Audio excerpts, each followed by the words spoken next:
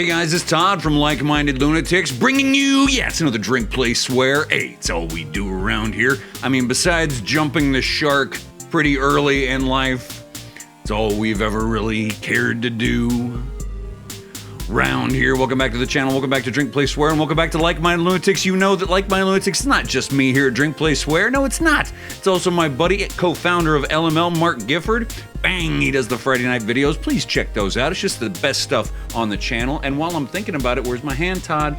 Bang, hit that subscribe button, please, so we can see how big this family of like-minded weirdos, degenerates, runaways, and ne'er-do-wells is getting. It's bigger every day, and we're glad you're here. Okay, so what do we do here at Drink, Play, Swear? Well, it's exactly what it sounds like. We play a game, usually a classic one, pair it with a beverage, and I tell you a story. I got an interesting story today. We're going to talk about Atari's Airworld today. That's right.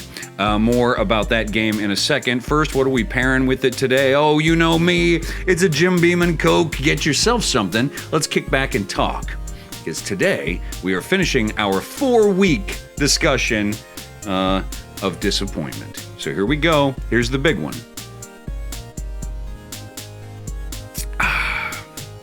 Get yourself something. Okay. Now, you're looking at the screen today and you're going, Todd, things look a little different, don't they? That's right. What's different? You don't see a game screen, do you? No, that's because Airworld doesn't exist. Yeah, it never came out. In the largest disappointment of Atari's career, they were unable to finish the 4-part series. Now, we've been talking in past weeks about these games, the Swordquest games, Earthworld, Earthworld, Fireworld, and then Waterworld. And then the 4th game planned was Airworld. Never came out. But remember, I was telling you that there was all this money involved and these real gold and platinum pieces of treasure. There's a talisman, a sword, a chalice, right? All this stuff. Well, there was supposed to be a philosopher's stone at the end, but the contest never happened. But there's photographs of this thing existing. So Atari nerds for decades have been wondering where the hell this thing is. Some people have said that the CEO of Atari, when they went bankrupt, has a photograph of himself in his own living room, and that the sword from Swordquest is hanging over his fireplace. Real dirtbag took all the treasure and ran off, probably with whatever cash was left lying around as well, huh? A huge disappointment for Atari fans. The final game never came out. The final contest never happened. And those nerd treasures were left to some high-rolling, well, not high-rolling, he went bankrupt after all, CEO. So, it's too bad that game never... Todd, can you hear me? Oh, I didn't know you were here, dude. Yeah, I'm here. Do you have that disc I sent you? Yeah, I got it. You sent me this Atari 50. Yeah. Yeah. I got it. I haven't played it yet. You need to open it up. Airworld is on there. What? Yeah, they actually published a version of that game. Airworld exists? Kind of. All right. Yeah, I'll put it in. Yeah. Oh, sorry, I wasn't ready for this. Thanks, dude. For sure, bro. Okay. Let's crank it up then. I'm excited. I've never played this game before. Okay. What? 2022. The final Swordquest game came out last year? Holy cow. Okay. Let's play it a little bit, and then I'll try to get into a personal story if there's time. But I am shocked at this. Okay. It looks like Joust to begin with, which is not a good thing. But let's see if we like this game. The 4th game. All these decades later. What? Okay. Well, this is recognizable. You're running around rooms picking shit up. Okay.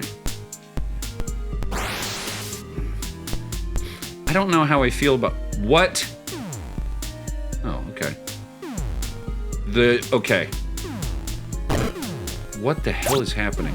This is a lot like Space Invaders, which you'd think is good, but I don't know if you can hear me, I'm hitting the fire button 100 times a minute, and it's super slow. Just listen to me for a second. What? It's like they preserved all the shitty things about the old games decades later. This is released in 2022. Mark, I'm sorry you had to put this on LML's dime, this game. Thanks for buying it for me. It's awful. All right. You know what? I'm going to say today, for the story, I want to talk about jumping the shark. Are you familiar with this term, jump the shark? Okay, if you know the show Happy Days, right? It was one of the most popular television shows of all time. And they kept churning out new episodes, new seasons, and it got more and more popular. But what happens to a TV show sometimes is it gets stale, and you gotta like come up with new concepts, new interesting things to do. Now, Mark, if you could, I know I'm keeping you busy today. If you could go down into the basement and find my reel-to-reel footage of Fonzie jumping the shark on Happy Days. For those who've never seen it, why don't we show them? I'll keep playing this shitty game.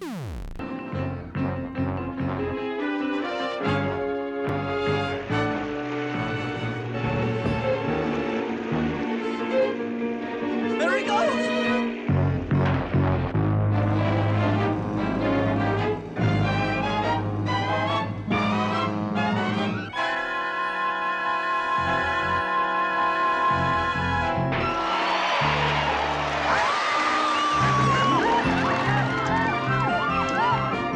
Right. So, Fonzie jumped the shark. What did they have, like stock footage of a shark? So, from that point on, when a show did something really over the top that the audience thought was real dumb and sort of ruined the show, they call that jumping the shark. And it doesn't just apply to TV shows now, but just anytime someone makes a real dumb decision in an attempt to, make a big splash? Literally in Fonzie's case. And so today, let's just talk about things that jump the shark. Why not? That'll be fun. Just things that Todd thinks jump the shark. That'll be my personal take on it. Well, you've heard a couple of my opinions on this in terms of films, right? Star Wars Episode 1, The Phantom Menace, jump the shark. Take the most boring aspect of the Star Wars universe, okay? And let's highlight it. The Galactic Senate and their opinions on, like, trade law? You gotta be kidding me, right?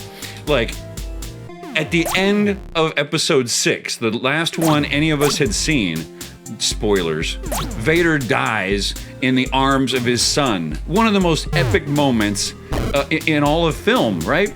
My daughter is not that big of a Star Wars fan. She likes the Legos because the cool vehicles and ships and stuff, but not really into the universe as much as my generation was. She's 11 years old. She watched Return of the Jedi with me and cried, and she said this might be the greatest movie of all time. So okay, that's what we saw, and then the very next Star Wars movie we get a prequel about trade laws? I'm sorry. How could you think that was a good idea? What else, Todd? Okay, move on. You've already talked about Star Wars enough. Okay, how about any Matrix movie after the first one? I mean, they made him a literal god. What's the drama? Oh, let's pull a Star Wars and let's get into the minutia of like how the government of real humans is being run outside of the Matrix. Snooze fest. I'm sorry, not interesting to me. This is never ending. Can you see me playing this for 13 minutes? Let's see if I can actually beat it so that I can go somewhere else, yeah? Oh, what? How many times is it? I'm sorry. Any Matrix movie after the first one. Zoolander 2? You're killing me. I can't even watch the original Zoolander now that there is a Zoolander 2 that's that bad. What else do I have for you? Any season of Californication with David Duchovny after season 3. First 3 seasons, great. But after he was a college professor, end it. I don't need 4 through 7? There's so many seasons of that. Okay, who else jumped the shark? Let's move away from film and television. M&M's. All right. All we need is original and peanut. You stop right there. I know, we all fell into it in the 90s, right? Ooh, peanut butter M&Ms. Yeah, that's interesting. Dark chocolate M&Ms. Oh, wow. Mint chocolate M&Ms. Now it's starting to get kind of weird. White chocolate M&Ms, then white chocolate marshmallow M&Ms, then white chocolate crispy marshmallow M&Ms. You jump the shark. Cut it out. It makes the original ruined. I don't want regular M&Ms now. I'm not interested in you at all. What else? Oh, I was talking to Mark about this earlier today, telling him what I was going to film. And he said, streaming services, there are too many of them, right? And, like Paramount and Stars and... I like HBO, okay? But HBO Max just took the HBO out of their name, and they're just Max now? What? You can't just be Max. You're HBO. It's like Kentucky Fried Chicken just being KFC now. Not that KFC stands for anything. It's just KFC. Cut it out. KFC, you jumped the shark. Cut it out. It was working fine. Nothing was broken. I feel so old, I'm saying. Nothing's broken, shaking my fist at the sky, right? You know what these streaming services are doing now is like, you don't even know how long you're going to have something, right? Oh, they finally let me out of the room. See that? You don't even know how long you're going to have something. My son loves a couple of cartoons, Gravity Falls being one of them. We're watching that on Hulu. Great show. We're watching it on Hulu, and it's all of a sudden you turn on Hulu, and under Gravity Falls, on the little card, little icon, it says 3 days remaining. What? Like it's going to be gone? That's like the Disney Vault. Right? You remember when we were kids in the 80s and 90s during the era of video cassettes? Disney would like mess with us by creating this like false supply and demand situation where there was a fictional vault that existed, and every 3 years fucking Peter Pan comes out of the vault and you get it now. But no, not after that. Like, how many friends did you have if you were alive in the 80s and 90s that would want to watch a Disney movie? Imagine the innocence of that, just wishing they could watch a Disney movie and, like, taking to stealing from, like, Blockbuster Video because Blockbuster had it, but you couldn't even find it in stores. Streaming services today that take stuff away like that when you're paying for it, you jump the shark. You're the Disney Vault of the 2020s. This game. I just don't understand why you would take a shitty game series, wait decades, release the final game, and then it be shitty. Come on, bro. This is truly disgusting. All right. Well, you know what's not disgusting? My beverage and my time with you. Mark, thanks for this. I'm throwing it in the fucking garbage. Okay, let's wrap these up. I got a lot of beverage left, but thanks for joining me for this final week of disappointment here as we wrap up our discussion of Swordquest. I know I am thrilled to be done and ready to move on. In between now and the next time I talk to you, I'm Todd.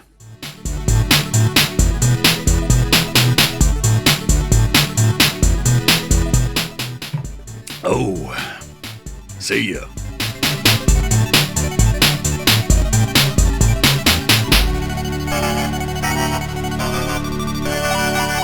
Ha ha ha!